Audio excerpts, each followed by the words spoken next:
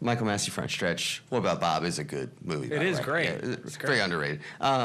So you've said before that, I can't remember the exact quote, but like you're like the Black Plague or something in the playoffs, or you're cursed or something. But today I didn't say I'm cursed in the playoffs. I mean, you can finish your question, but my results every year in the playoffs are better than it is in the regular season. My average finish, all that stuff. It's always better in the playoffs. It's just we haven't won that stupid freaking last race of the season that crowns the champion. But you did kind of catch a lucky break today, because some of those guys were going to try to, I don't know if they would have made it or not, but they were going to try to stretch it out.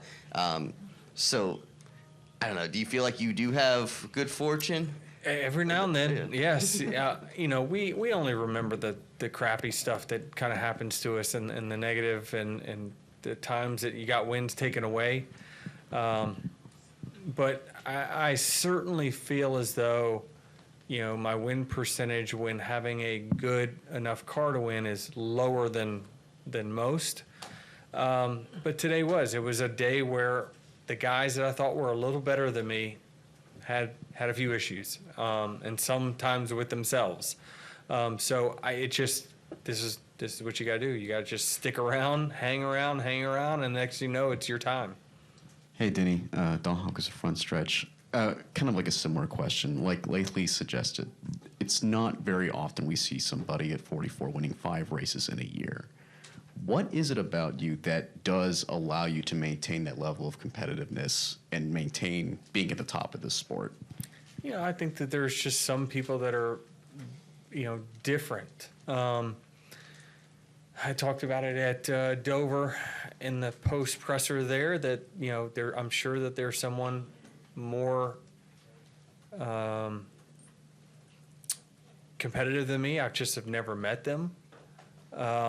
There's just, you know, I interact with enough drivers to know that, you know, it's the hardest part of ownership is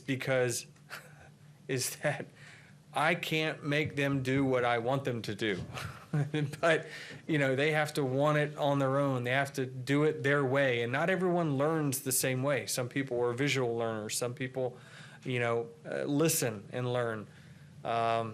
Everyone's different. And so that's the toughest part is, you know, understanding that I've got the reins to the horse, but the horse is driving me as an owner instead of the other way around.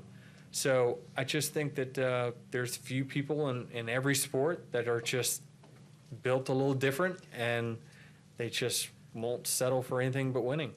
That was like the second part of my question was going to be, you have so much on your plate with everything that's going on off track, managing a race team, having a family, and still running for a championship. What allows you to maintain that level of focus that you do?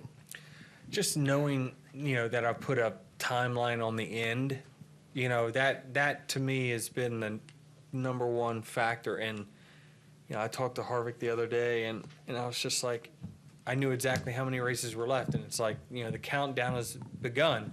And I just don't want to end knowing, man, those last 70 races, I didn't really give it my all. I could have had 70 wins if I really buckled down and I really gave it all, you know, and I'm going to regret one day not having the wins that the work ethic kept me from doing.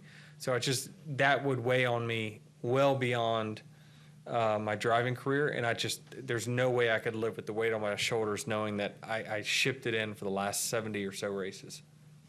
I'm Caleb Barnes with FrontStretch.com. Come back soon for more great racing videos, and if you like us, don't forget to hit the subscribe button.